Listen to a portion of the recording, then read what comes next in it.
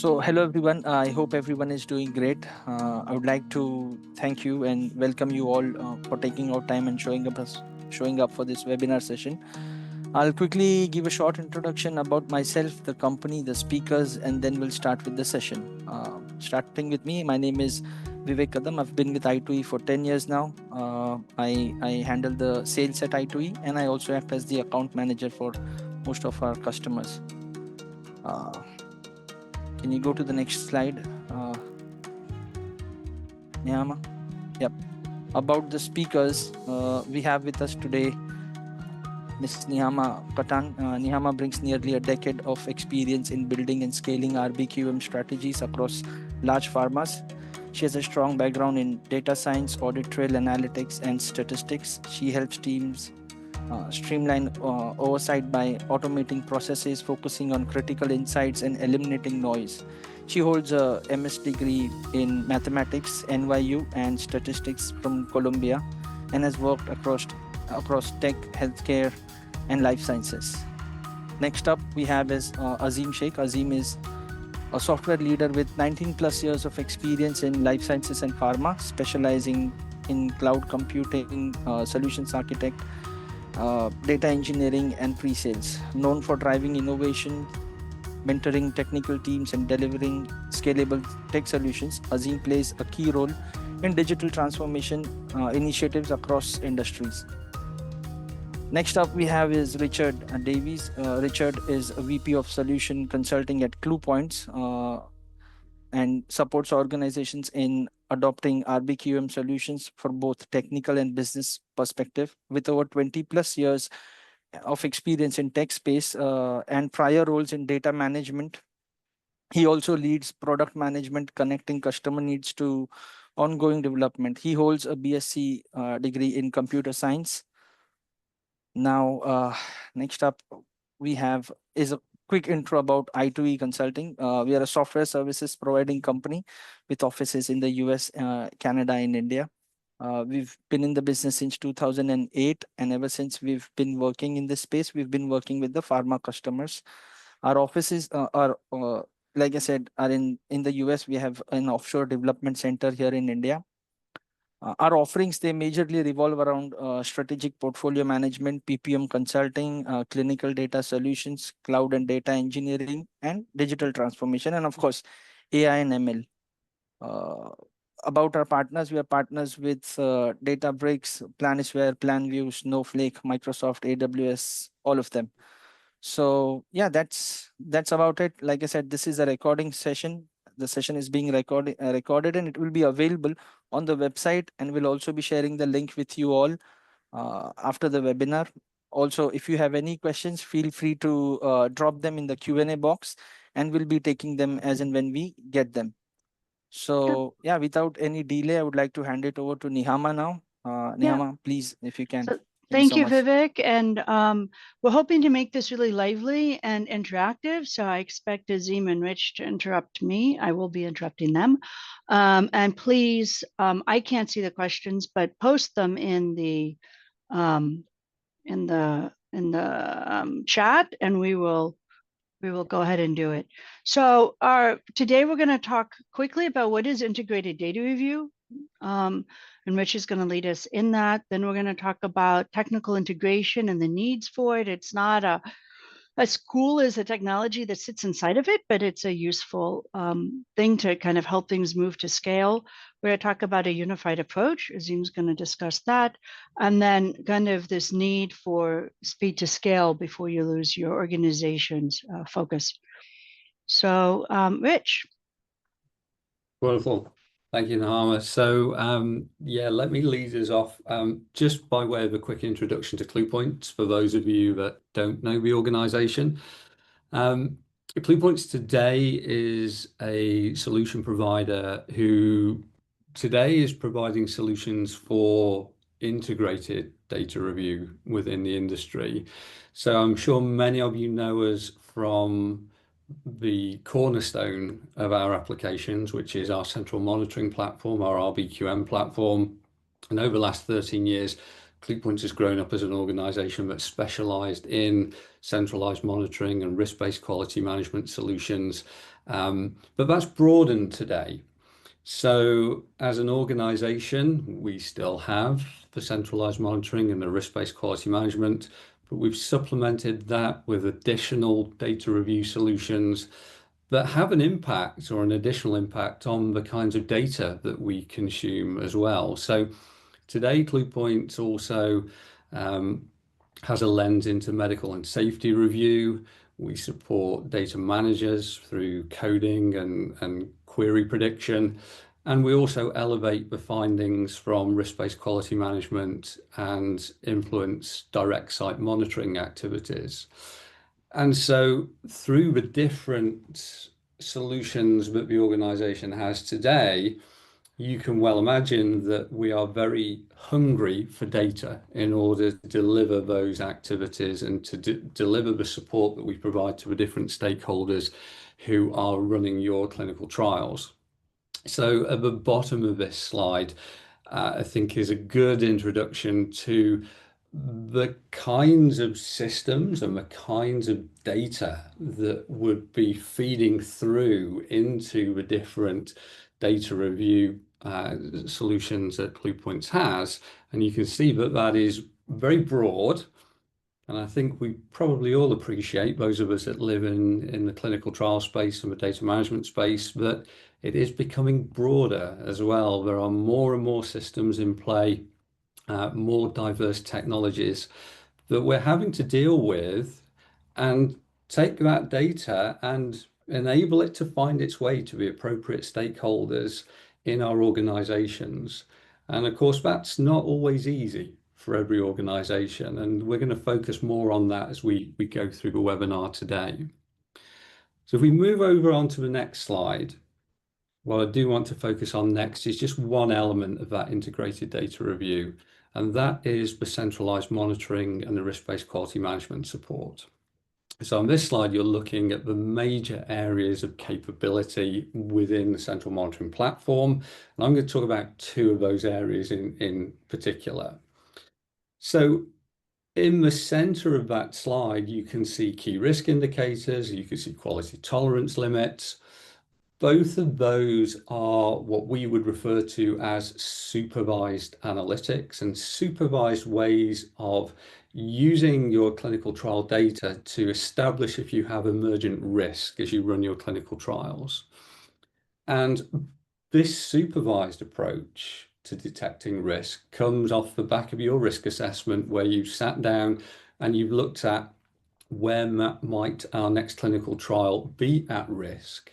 And having identified those scenarios, you start to think about how you're going to actually control and monitor for those risks. So supervised analytics tend to be quite tightly ring-fenced. You know what they are, and you know what data you need to be able to power those insights and to provide those insights out to your data review users. But within Cluepoint, we also have the data quality assessment just to the left there. And this is what we call an unsupervised approach to data quality oversight. And it's where the platform is able to statistically interrogate every variable that you're collecting in your clinical trial to try and identify if there are any unusual patterns that will lead you to the identification of systemic risk. So with data quality assessment, we have the opportunity to cast the net much wider in terms of the data that you can actually analyze. So if you think about all those different source systems that are in play when you run your clinical trials, and you think about all the different data sets that they produce and they feed into data management and further on, and you think about all the different variables that are in those data sets, data quality assessment has the capacity to test each one of those variables in multiple ways to see if statistical differences exist, and then to flag those and raise them to you. So all of a sudden, if we only had a supervised approach, we might have quite a tight ring fence need to use data to find those risks. If we combine it with a data quality assessment, we are broadening the ability to consume data from all kinds of different systems and leverage that for higher quality oversight in our clinical trials. So Rich, I'm here for I2E today, but as you know, I've worked with a large company for a long time that implemented CluePoints. The other way I think of the data quality assessment is that when ICH E6R3 talks about understanding unusual variability in data, the data is either too close together or too far apart, that gets towards that discussion of misconduct. And you can't build those types of tests or the missing tests against every single possible data set as a KRI, and you wouldn't want to. And so the DQA gives you that additional ability to test behavior types rather than individual data sets. And while KRIs are ring-fenced, we have found, or I found in the past, that sometimes those files are quite complicated to load and need some manual finessing to get exactly the data you want as well. So yes, it's really important to use both. Absolutely. And you know, the oversight requirements have continued to change in the regulatory guidelines. And also you think now about your responsibilities, perhaps when you use partners like CROs and what kind of oversight you're going to provide on that data as well. So yeah, the bar has definitely raised within the industry about being able to leverage data effectively. Okay, thank you. Any questions from the audience? I can't tell if you guys are putting stuff in chat, but if you have questions or comments, please put them in. Okay. Next slide, Rich. So just by way of looking at that data, we have a summarized slide here that starts to talk about things like the ECRF data, your ePro, your ECOA. Perhaps you have your protocol deviations in your CTMS system. You might have central lab data, which isn't going anywhere near EDC. These are all typical scenarios on many people's clinical trials these days where there are quite a diverse number of systems in play. And then you're then looking to be able to take that data and effectively use it and feed it through to analytics platforms like ours. And of course, now also thinking back to the regulations and ICH E6R3, there is more language there today around leveraging the audit trail data as well. So it's not just the traditional clinical and operational. We're now also thinking more about the audit trails from these different systems and being able to route that information through to the different analytics that we might be relying on as we run our trials. Yeah, and the audit trail creates some additional complexities, both because of its size, which CluePoints can handle now, but in addition to it, the fact that the data isn't always at a patient level, right? So CluePoints is built around patient type of analysis, and so often that audit trail needs to be aggregated to a patient level for analysis, and that requires preprocessing. Absolutely. All right. Well, thank you. I'm going to move on to our next topic, which is, given that, what does it take to actually implement these? And we have a quick poll question, Vivek, if you can put it up, or Manvi, on, where are you with your implementation of ICH E6R3? So we all know it's hit. They spent years doing it. Now go ahead and fill in the poll. What's your biggest challenge? Is it the lack of clean usable data? Is it the difficulty in integrating all of your systems? Do you have too many manual workarounds, unclear role of ownerships, or knowing what the fit for purpose really means? And I don't know if I can share the poll results here or not, but if you guys can go ahead and kind of put where you guys are in with that. E6R3 has created some particular challenges around the need to have proportionate, regular analysis, and everything needs to be risk-based, right? So it's been a shift from, oh, you could do these things, to now you need to do these things. All right, can we close the poll and get a response for how we did, where people are with it? Sure. I don't see the polls. Okay, Yeah. most The people having results are troubles with difficulty in integrating systems.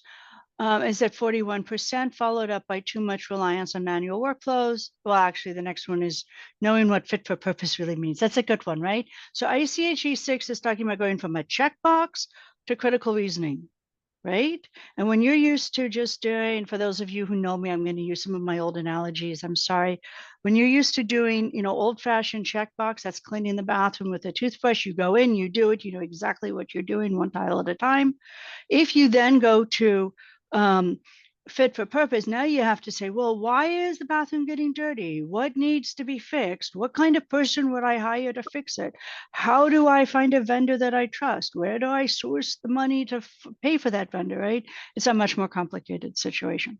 So thank you all for participating in the poll. And I'm going to kind of talk through a couple things of how it happens when, so you've got some fictitious VP or senior VP or senior manager, some senior person comes in and says, implement ICH E6R3. You guys can give a thumbs up or a thumbs down in the reactions in the Zoom. I'm guessing some of you guys have been asked to do that, or implement RBQM, just get it going, right? And generally the historic answer was guidance, training, and then now in the last 2 years, a Gen AI solution, right? Just that's what they want, right? They say, hey, just build some guidance, build some training, maybe do a little change management, and all of a sudden, voila, you've got it. And I'm going to guess that for many of you who've tried that approach, you're finding that it's rather shallow, right? It gets you started, but it doesn't actually get you all the way that you need to be. And that you need to go deeper with this. And what we have found at I2E and what I have found in my career in pharma of about 10 years now is that there's 3 things that you need to build in terms of outputs of your process. And the first output is you need clinical clarity. Everyone doing it, be it integrated data review, risk-based monitoring, RBQM data review, whatever risk-based data management, doesn't matter. You need to know what is the problem that you're trying to solve for, and do you have the data to solve for that problem, right? So it's, do you have a problem? You have the data, do they align? So that's the first part. And you really need to understand the context of what you're working. The second is you need to have trusted flow. The amount, to run data into a system once, anyone can do. To run 70 studies, which is what my former organization was doing on a regular basis, through 70, 100 studies, whatever it is, some large number of studies, day in and day out into a tool, needs to be in an automated way. It needs to show up every day. It needs to work. So the example that I use here is, I'm past the age where I can have a car that if I get in, go to the car and turn it on, it's going to start every single time I want to turn on that car. I'm going to buy a new one, right? That's when I buy new cars, when I can't get it to start every day, right? You can't have unreliable flow. Rich, do you have a question? I was just going to say, Nahama, on the trusted flow point, that the alignment of the data and the alignment of the timeliness of the data is important as well, isn't it? Because CRF data, which is yesterday's, but laboratory data, which is 3 weeks old, isn't helpful when you try to make sense of it all, right? Yep. And when you have ePro data where we've all seen this, where the ePro vendor's portal has data that's this old, and the data that's in the data lake is a week later, or you've run an analysis because it took you 2 weeks, and now they're like, well, but all the missing data got fixed, right? So keeping that data aligned and timely is incredibly important. And then the third one is resilient systems. So gone are the days when you can spend 5 years or 3 years developing and rolling out a technology that you can use for 10, because at the rate that things are changing in pharma, you might only get 2 or 3 years for that technology. You don't have time to get it perfect and then roll it out and then run it. You need to be able to build short-term, we call them workflow apps. You need to be able to build short-term automated, I'm going to call them automated workarounds. Azim's going to shoot me here, but automated tools that are validated and can be run that you might run for 6 months or 9 months or a year and then throw them away when you know more your underlying systems change. And so you need to be resilient to the fact that your environment is changing, the regulatory environment is changing, the expectations are changing. So this is deeper, right? This is way deeper than guidance, training, and Gen AI solution. And I wish I could see you guys on the picture, but I'm assuming everyone's going, yeah, that makes sense, right? So, but there's one more layer that really is what drives senior leaders in this clinical trial space. And that's that you deserve every day to have reliable insight execution, right? You should know that every day your team can reliably pull data, get the analysis all the way through the system, do their job, that they're generating insights, not just noise, and that it's being executed, consistently, right? Well, you can be reliable and slow, or you can be reliable and not focused, but it's this, I know I can get the right things, and it happens like clockwork. So that's what we at I2E are here to help with, right? Is to kind of fill this gap between this guidance, training, and Gen AI solution down to this reliable execution. So when I show the iceberg, everyone says to me, that's great, but how do you do it, right? Yeah, motherhood and apple pie. Okay, I don't make apple pie either, but let's kind of talk about what does speed to scale at a portfolio level look like for your organizations. So we said we needed to have these 3 outcomes to get reliable insight execution. In order to achieve trusted flow and clinical clarity, you need to have process intelligence. You need to have someone who can take your process, and that includes the data. What data do you need? And does the data answer the question? I think all of us have built KRIs where the data wasn't quite the right data and it didn't quite work, right? So you need to have process intelligence. So these light blue circles are what is the process intelligence that we bring to the table, and we bring that so that you can achieve trusted flow and clarity. Azim is really the god or the king of data orchestration, which is where you go from fragmented data silos. And anytime someone is opening up SAS Studio, Excel, Python directly, right? That means your data is fragmented, right? Any data that's coming to you by email, that's like, no, okay? Don't get data from email. Yes, Azim? Niyama, we have a question from Sherry. Oh, okay, perfect. What's the question? Can someone read the question? Has raised her hand. You can just So, put the, yep. Yes, you can just type the question and put it in the Q&A box, and Okay, we'll answer it. that's perfect. So, You can continue, Nihama. okay, I'll I'll let you know continue. as soon All as right, a yep. question pops up. And so data orchestration is what enables trusted flow and resilient systems. Okay, so if your data is moving, and there's 2 ways data moves, you guys. One is system to system talking, right? That's my phone talking directly to another phone. If you guys ever get a new phone and you can just put the phones next to each other and they zap everything across. In clinical trials, we do that through APIs, RESTful APIs. I have this whole thing around Legos and APIs. I'll save you guys the trouble.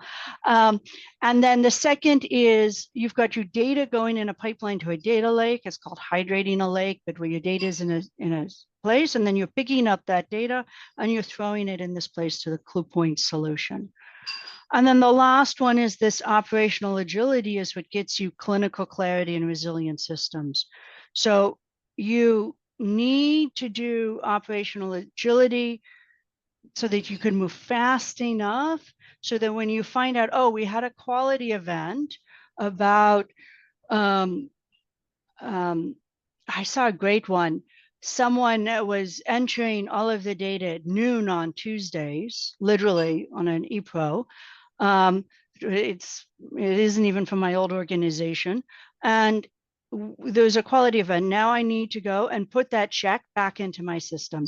And so you can do that if you build these resilient system. So you need to be able to say, okay, yeah, we built all this and we've set up everything. Now we need to change the next analysis and add something to it. Are we ready for that question? No, not yet. Okay, I'll perfect. let you know. Yeah. Okay, thank you. All right, so the way you think about this is that we bring, and there's actually kind of nine steps around this circle. We bring the process intelligence, the data orchestration, the operational agility, and that allows you to have reliable insight execution. And I have one more kind of picture of how people work with I2E and how I think of these problems. So you can enter the relationship with us and either saying, hey, I need data orchestration or I need operational agility. Okay, so when I started in my last life working with I2E, we said, hey, we just need to push data into clue points, right? We need to replace our data loader into clue points and we need to manipulate the data. While we were doing that work, we discovered that there were certain files that were either coming out of clue points like the text specs, or there were files that we wanted to leverage with that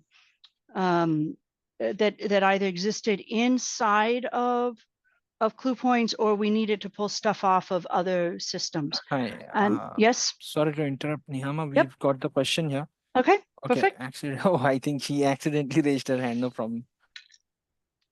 Okay, no Yeah, problem. All please, right. please continue. Yep. All right. So what happens is that you can come in from the data orchestration and or the operational agility. Either I need to fix an Excel tracker and automate that tracker, or I just need to move data, right? But what you do is you bring in this process intelligence, which comes in the form of a SME who says, oh, great, you started here, but in order to replace that Excel tracker, you need some data. So let's come over here and do some data orchestration. Or I've done some data orchestration, and now I need to do a workflow tracker, right? And so it's this kind of figure 8 is what those arrows are meant to be, go around those things. And that's what the SMEs that work within I2E provide. Currently, for many people, many organizations spend a disproportionate amount of time trying to balance the data loading. It's a common complaint for central monitors across all platforms that you spend more time, or actually all integrated data review across all platforms, that you spend a huge amount of time trying to navigate the mechanics and you don't have enough time to come up with what is that core story and what are those insights.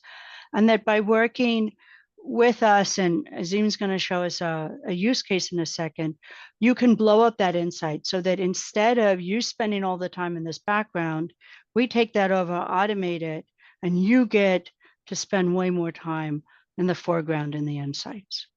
So any questions on that? Any thoughts, Rich, Azim? Nope.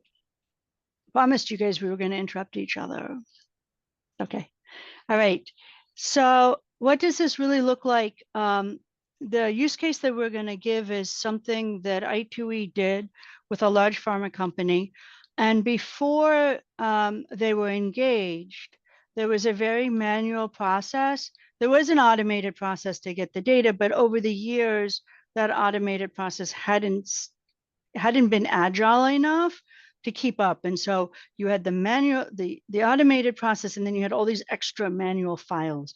I think at some point there were, on the orders of 10, 20, 30 manual files, some of which weren't even needed, that were being brought in by well-meaning people by hand. And every time you have to bring something in by hand, your timing is disconnected. You're taking data from God knows where, putting it someplace else.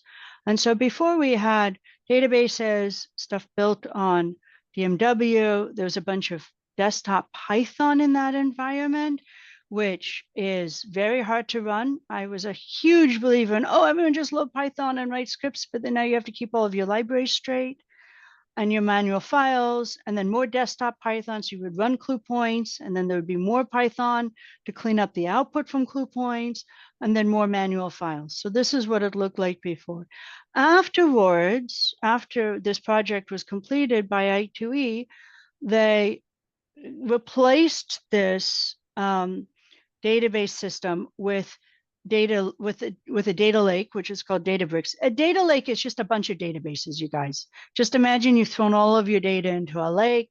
It's called a lake rather than, a structured database system would be, formal rocks with lines between them. A lake is you just throw everything in and you figure out how to fish out what you need. And then Posset, which is a platform that does Python. It does R as well, which many organizations use. This organization happened to have used Posset. So a mix of Databricks and Posset fed into CluePoints, and then CluePoints then connected with an API to CTMS and other systems. And we had additional Databricks and Posset feeding this back. And so we were able to really replace a very time-consuming manual process that was taking a huge amount of mind share from the central monitors with an automated process and reduce the amount of time necessary. So let me talk for a second, and I do want to give this over to Azim, about air gaps. So what often happens in organizations is that you come and you bring in this really cool technology. So technology A comes in, technology B comes in, and you design the technology so the process backs up against each other, right? Like this. So you've got the first process, the second process, they abut, no problem. You might even be really advanced and you tunnel through between and you connect the two processes. What happens in real life is that while they might have designed the processes to abut, in real life, somebody defeatures something or the business changes and those processes don't connect anymore, and then there's a gap. And in that gap, pharma fixes gaps with Excel trackers, okay? Excel trackers are kind of, I call them an air gap. An air gap is a cybersecurity concept. And they're great because what happens with an air gap, you can't move anything. So now you have this really cool process, this air gap of an Excel tracker and another really cool process. And I joke for people on the East Coast, this is like going from Worcester, which is an hour and a half away from Boston, to the South Bronx, which is technically in New York, but not a place most of us want to be walking around at any time of day and definitely not at night. In 10 minutes. If I had a train between Worcester and the South Bronx, would I take it in 10 minutes? No, because if I'm going from South Station in Boston to Grand Central Station in New York, I have an hour and a half to 2 hours to get to Worcester on the one side. I have an hour to get from the South Bronx to New York on the New York City subway system through some really interesting neighborhoods in Harlem. I used to live in them. They're really interesting. And so my total trip might only be now, 2-3 hours. I'd rather sit for 4 hours on a perfectly safe train between South Bronx and between South Station in Boston and Grand Central in New York, right? I'd rather sit on a train that's reliable and I know about it than do this really cool 10-minute process here and a really cool 10-minute process there because I've created too much friction. Right. And this is kind of the bane of most technologies. And this is where your tech integrator comes in. Right. So what we had going on. Yep. Yeah, sorry to interrupt, but we have a question. Perfect. Do you want me to take it now? Yep. Okay. So absolutely. The question Thank you. is from Rachel. It says, can you speak high level to two-way data feeds, data in, data out, validation and access controls around the data? So very, very high level, two-way data feeds between systems is usually done with APIs, right? So an API has, I'm going to pull up my Legos. I think you guys can see them. Right, you've got data hooks on the side, so you can say what data pushes out. You can put another Lego and you can hook them together, right, like that. And so if you can get two systems to talk to each other, the challenge with APIs and data feed is that most systems have RESTful APIs, so they fit together like this and they don't fit. You build a connector. So that's how you do data between two systems. If you want to move it back and forth two-way, and the classic example is CluePoints' API to your CTMS system. CluePoints has an API, CTMS has an API. You put a connector like this between the two, and now you've got You connect it with the right fields like this, and now you've got data go across. Okay, and it goes across two ways. Where things go wrong is you've got the wrong field names, and now you're connecting it like this, and I'm losing data, right? You know, it would be an example here, something like this, where it's like, well, whoops, that doesn't quite. Yeah, that's a good example, right? I've got data coming out here, but it's not making it down to here because I haven't connected the right fields across. So that's typically how you do two-way communication between systems with APIs. Data lakes are almost entirely read-only, which means that data gets pushed into the data lake and then you fish it out with your lake houses. You don't, in no cases do we tend to push data back in. What we did do to make life interesting is that we created our own little, or I2E created for this user, their own little data puddle or workspace where you're able to push data in and pull it out. So let's say in the example of tech specs, you could take the CluePoints technical specs out as an Excel file, load them into your data, feed them with other information, build trend charts on them, etc., quality checks. In that case, you're writing, but you're not actually then feeding the data back to CluePoints. The only true inherent system to system is going to be through your APIs. Did that answer your question? Just throw a comment in the chat. If not, feel free to reach out to me. My information will be at the end of the slide and we can have more of a conversation. But great question. Okay, so we spent a lot of time trying to figure out how do we remove these air gaps and how do you take any time someone opens up an Excel spreadsheet to make a tracker, well, I needed to get this information from here and this information from there, and I needed to feed something. Just think, wait, stop, call I2E. We can replace these trackers with automations and apps. So the result of this work that I2E did, they improved analysis efficiency by 30%. The amount of time it took to run an analysis dropped by 30%. They integrated, this was a fun side effect of this, the central monitoring and the software engineering teams together. Most organizations have got capital budget to bring in a team like us to solve a problem, but long-term, the maintenance of those systems want to be maintained by central monitors. And there was a strong belief that the central monitors knew what was wrong, right? Is that process intelligence. You need to have somebody who knows what needs to be done and include them. And so they created an integrated team, migrated 70 studies, connected multiple APIs, both between, in this case, there was a fun one between that data puddle and the ticket system, right? So you could update your tickets back and forth. That was kind of fun.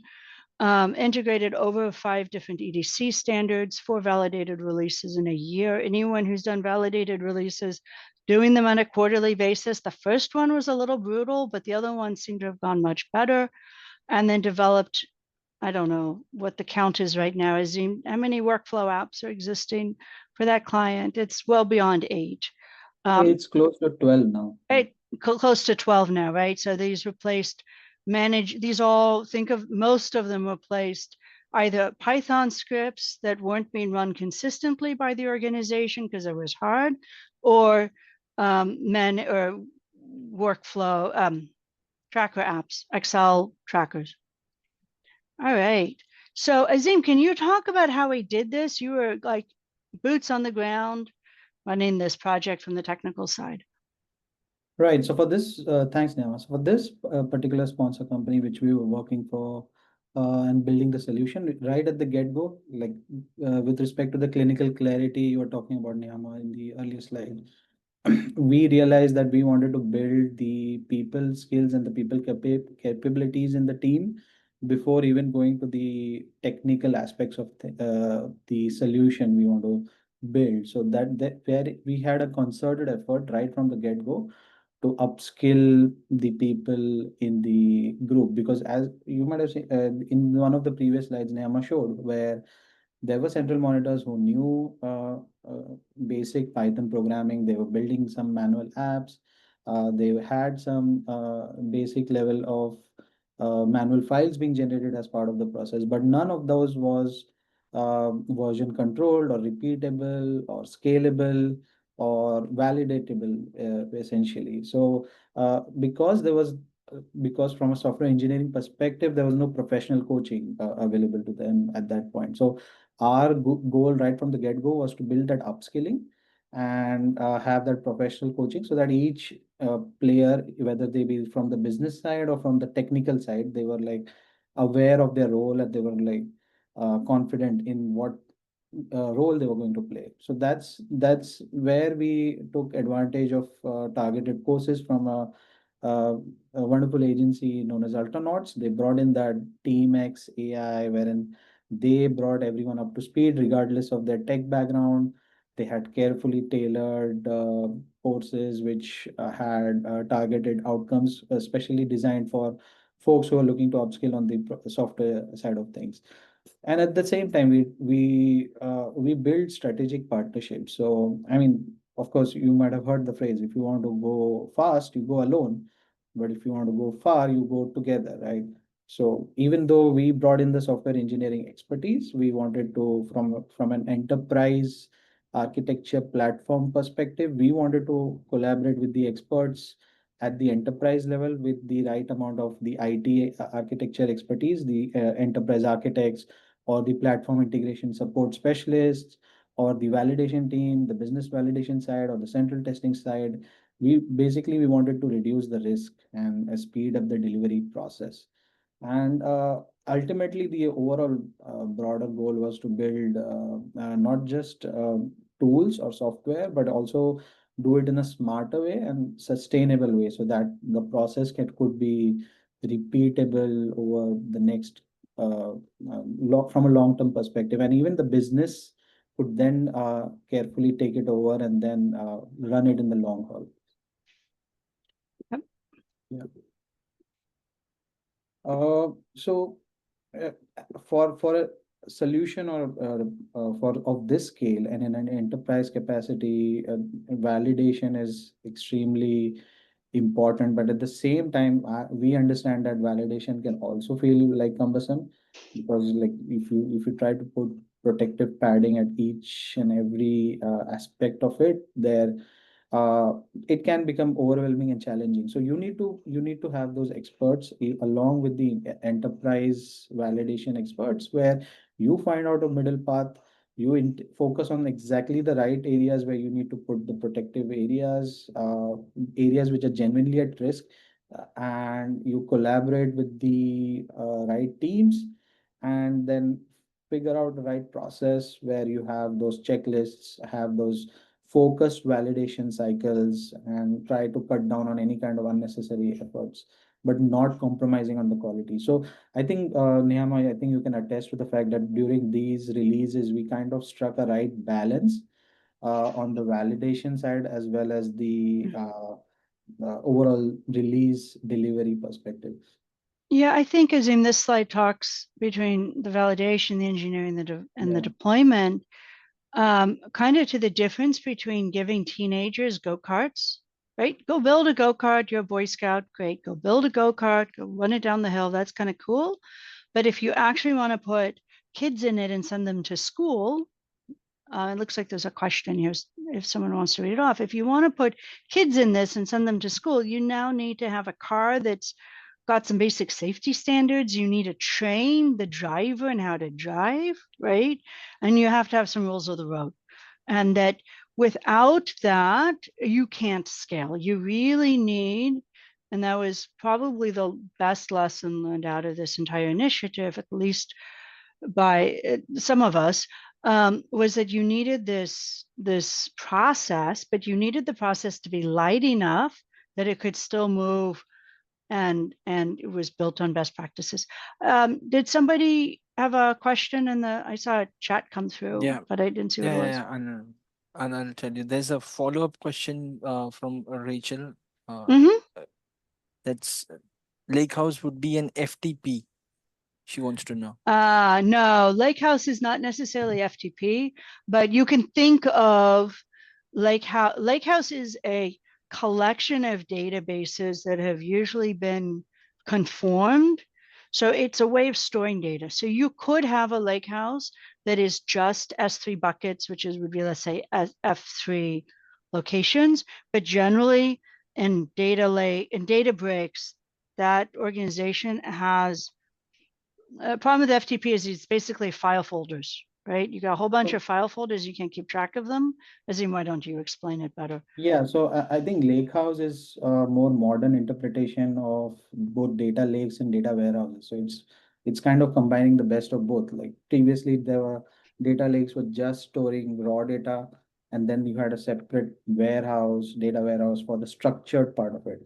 But then kind of the Lakehouse kind of merges both these approaches. Like you have your structured, semi-structured, unstructured data all in a scalable cloud kind of a storage, and at the same time your workloads, right, from your BI workloads, your data engineering workloads, all of them happen on the lakehouse itself. So it typically it has support for SQL queries, running Python jobs, notebooks, workflows. It also has data governance built in, etc. So And data mapping and yes. security access controls, all of those types of cool things that you need. All right, well, we're going to continue. Rachel, we'll get your name and we'll call you up, get a free session. You can ask us all the questions you want. Okay. Did you want to finish this slide, Azim? Yes. So, yeah, on the engineering side, I was about to say about that agile is a typical term you might have heard very often. It is more a buzzword right now, but at the same time, we felt that it was really essential to like take advantage of all the tools available at our disposal. So the engineering team at that point, we smartly decided to use the best practices. We brought in a complete CI/CD pipeline at that scale. For those who don't know, CI/CD is like continuous integration and continuous development. So over a period of time, when you have those releases, most of those manual processes, checklists are eliminated because you have a structured workflow in place. And right at the time of release, all you have to do is, because your code is version controlled and in the right branches, like a dev area, staging area, production area, when you want to go to a particular release, you just go to that particular branch and you click next, and your deployment pipeline runs, and then those application is live. How the previous Yeah, in the old days, right, it would yeah, took, I think our first release, it took like 2 weeks to get everything deployed. It was right, that something very painful. yeah, because it's very inefficient, because you then have to like integrate all your code. You have to take care of what are the checklists. You need to talk to people who developed what, and there is a huge scope or potential for human errors at that point. And of course, whatever tools with respect to project management and respect to issue tracking and, for example, Jira, we took care of it. And again, development, we followed the agile mindset of having continuous rapid integrations, iterations, and continuous testing. So, uh, um, I mean, I clearly remember that even before UAT began, and one of the in still up till now, but even in the initial releases, we had loads and loads and rounds of testing and iterations, and we were like continuously experimenting, and at the same time always learning. And that, I think that combination of that experimentation and the learning kind of expedited our overall release cycle. Yeah, we We had a really cool central monitor who worked with your team, Azim, I remember on the very first release. Right. And they did, I think, over 10 iterations of data file formats in a matter of a couple of days. There was no arguing about, was it the spec? Was it this? It was just, no, just fix the problem, move on, test it, fix it, test it, fix it, test it. And that cut the development time down drastically and made it a much more collaborative environment. So, right, should I go to the next slide? Yes, I'm please. just doing a quick time check. So this is our cool architecture. Yes, so I understand, like for every organization who might be at a different level of data maturity, and over their architecture landscape might look different, but in our case, we took advantage of what was available. For example, we had a ticketing system which was keeping track of all these snapshot tickets, both at the study level, at the snapshot level, and the central monitors were using that. But that data was contained or constrained to the ticketing system itself. There was no, it wasn't being brought over anywhere, and there was no way to run any kind of analytics or any kind of reports on top of it. So we took advantage of the XtraView API, and within our workspace in Databricks, which we were taking advantage of, we had built a small data lake, and at the same time, all the input data sources which we were looking for, because all of that was already available in the data lake, that was very advantageous. But at the same time, they were of various types of data sources, various data formats, and some of the times it was conformed, some of the times it was not, and we built those backend workflows to kind of conform it to the way Clue Points needs that data to be available for running statistical analysis on top of it. So we leveraged all kinds of APIs in places where they were not available. We built those. Wherever they were available, we consumed them. We got that information into the data lake. And once the information which we wanted was available, we started building some simple apps which the central monitors could interact with, rather than going into the data warehouse and data lake and trying to run SQL queries. So Posit Workbench, some of you may have heard of RStudio. It has been rebranded to Posit. Posit Workbench gave us the ability to build simple uh, uh, apps on top of the Python or R or most modern frameworks. But we went ahead with Streamlit, because that allowed us, even the Python, the data engineers, to also build functional apps, because it was pure Python. So we didn't need to like bring in web developers or those sort of folks into the organization. Just a quick time check, Azim. We've got just a few more minutes left. Right. So just kind of some of the highlights on this. Yeah, so these apps were then deployed on Posit Connect, with the central monitors took advantage of to request the data, and then once they requested the data, our workflows like fetched it, transformed it, conformed it, and then those zip files were available on the NAS drive or SFTP, whichever was available at and then they were loaded into CluePoint. So now in some of the releases we are working with, we also have the SFTP integration, where the files directly flow into Clue Points. Clue Points, yep. And there's other people who run these files through the connector, the Rave connector, for example, but that wasn't available in this environment for all of the studies. So multiple different ways of doing it. This API here with XtraView was replacing a number of Excel trackers of, okay, who's working on what when, got replaced with moving the data in and then being able to trigger tickets back and forth and answer tickets. So we're going to skip this, but the short version here, sorry, Azim, just for time, is that we really tied together effective teamwork, strong engineering discipline, and strategic partnerships to create a solution that scaled. And went from one-off hacks to validated tools. They weren't really hacks, but everyone was working really hard to try to do stuff, but it was very hard to make it repeatable to validated tools. So finally, Rich, do you want to kind of explain how all this feeds into now Clue Points on the other side? And then we'll have like 5 minutes to wrap up the webinar. Yeah, absolutely. So, if we can get to that scale where we can leverage all the data, what are the potential benefits and outcomes for you and your clinical trials?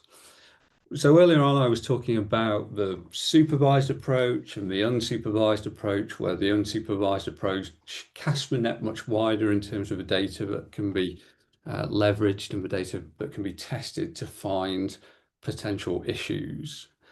And so this slide summarizes a piece of work that we did to look back across all the issues that have ever been managed through the Clue Points platform. And these are issues that our customers have found, and our customers have documented, and our customers have flagged as confirmed issues on their clinical trials. And the piece of work that we did was quite simple. It was to look at, across all the confirmed issues that have ever been managed through the platform, where did they fall? Did they come from a more ring-fenced supervised approach with key risk indicators, quality tolerance limits? And what came from an unsupervised approach where we applied the statistical interrogation across as much of the data as we could get our hands on? And it was a very interesting split at the end of the day. So 58% came from the supervised approach. You'd perhaps expect that to lead a little bit because you are monitoring risk scenarios that are pre-perceived. So perhaps there's more of a chance that they will actually materialize when you run the trial. But we can see that 42% of the confirmed issues have come from that casting the net much wider across all the data and being able to apply programmatic data interrogation across the rest of the data. So without being able to get there and to operate at that scale and to leverage all the data in the way that's been done in these trials, potentially there are confirmed issues in that category that would have gone under the radar in those trials. So our outcome is a higher level of data quality with increased oversight, and further downstream that enables you to perhaps back away from some of the other monitoring practices that you've done, like 100% SDV, SDR, all those kinds of things as well. So the story continues much further down the line, but it was a very interesting exercise to see from confirmed issues, where did they come from, and the value of being able to operate at scale from your data. And I'll unmute. Thank you. That's great data to kind of a sense of, what's the power of feeding more information into clue points. So let me just walk through a quick exercise with you guys. We only have a couple minutes left. So there's this really cool model. I've been building models for those of you who haven't talked to me recently. We have today, and we have this illusion that in the future, we're going to be flat. In real life, what we find is that you do a big push and then you crash, and you push and you crash and you push and you crash. And that's how you end up flat at the end of, let's say, a year. If you don't push, though, what happens is that you drift, and you drift down, in my experience, into a firefighting type mode where you're just constantly trying to solve today's problem. You can't get ahead, and you're firefighting, right? But there's a third option here between pushing and not quite making an impact and drifting, and that's to make the decision to take action, and that will move you towards insight, but only if you have someone in your organization. You can do this yourself. You can DIY it. I'm not going to lie to you, but you need to have someone in your organization who can keep that organizational focus to keep you moving forward so that you don't kick off a project and then not make what I call critical mass to break orbit, so to speak, and then crash back down again. And our offer to you, this is as close to a sales pitch as you can get from my 2 ears. Come work with us. We have, or Rich for that matter, Clue Points, right? We can help you because we've got the SMEs. I'm in this space. There's people like Azim. I don't think there's anyone outside of Clue Points who's fed data into more data systems than Azim has. Data from Clue Point, data from more systems into Clue Points than Azim has. We can help you build those insights and provide that focus and get you there quicker. And the big thing to think about is this: when you kick off a project, right? Everyone's excited. We're gung ho, and this distance between drift and impact is the shortest it's ever going to be. If you wait a year, this line now becomes very, very painful, and management has moved on. Right? It's no longer the coolest, neatest thing to do. And so to get the support to do so much more work is much harder. And so that's kind of the call to think about when you want to start thinking about what would it mean to bring your Clue Points implementation up to scale and to be able to run it on tens of studies, not just one or two. In terms of the types of things, I lied. This is the second. This is not a sales pitch. The types of things that i2e works with: seamless data flows with APIs, clean, usable data quickly, those data through your data lakes, validated workflows. We can work with your validation process. We can bring one, and then fit for purpose data foundations. There's a question on what does fit for purpose mean? It means, are we answering the right question with the right data? And that's an interrogation. You just need to sit down with someone who understands the context and works through that. And that's why there are, unlike many outsourced IT organizations, ITE has SMEs in-house who can help lead those conversations where necessary. So thank you. I think we have just finished on time. Yes, we have. There's 3 QR codes. I think they lead to either our LinkedIn or our email addresses. Feel free to reach out to any of us. If you have some additional questions, you can reach out to us personally. You can reach out to I2E or the solutions at I2E Consulting. Yes, Azim. There is one question, Niyama. There is Okay. a question by Tony, who is That's fine. asking whether can you really exert total control over a data lake? So Can you exert? Well, you can. yeah, You can. so Data lakes can be validated, and it's discipline. It's not total control over a data lake. It's, do you have the internal discipline to have the data to be clean? right.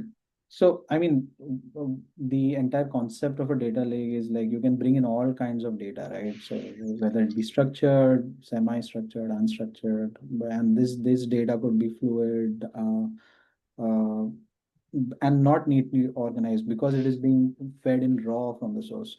And total control is Discipline. one of discipline needs to be there, because if that does not exist, there is a specific term for it in the software terminology. It's called a data swarm. So it does become disorganized. There's no governance.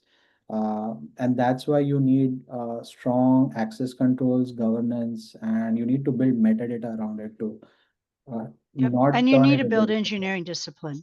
True. If you build a data, so we built a small data lake, I called it a data pond or whatever we called it within our workspace. If you don't put discipline around that data pond, it becomes, I call it the office refrigerator. God knows what's in there, right? And you don't want to go take food out of the office refrigerator that it could have been there for 6 months, right? And so, yeah, you can only do a data lake with discipline. And that gets to, again, why you don't hand teenagers without driver's licenses keys to Porsches. Right? There's a reason that kids have to get to a certain amount of, you have to take a driving test and you have to show you can do road work. And if you want to go drive a semi truck, you need to have another layer of certification. And when you're building enterprise solutions at scale, you need to work with people who have this kind of discipline and who know how to build these systems. All right, I want to thank everyone who has wasted their lunch hour with us. We appreciate it deeply. If you're watching this on recording, thank you for getting to this point. Again, please reach out to us. We're here. Reach out to us with a question about RBQM, integrated data review, our organizations, and we look forward to having continued conversations at future industry conferences. We will be at SCDM, so come check out our booth and continue the conversation. So thank you. Yeah. Also, before we sign out, Mhm. any questions? Any last questions? You can stay for a minute or two. Yep, absolutely. Yeah. Also, as I said, this is a recorded session. So, I mean, this is getting recorded. You'll get the link of the recording after the webinar. You'll also find it on the website. And as Nihama said, you can always reach out to us and we'll be more than happy to have separate discussions with you.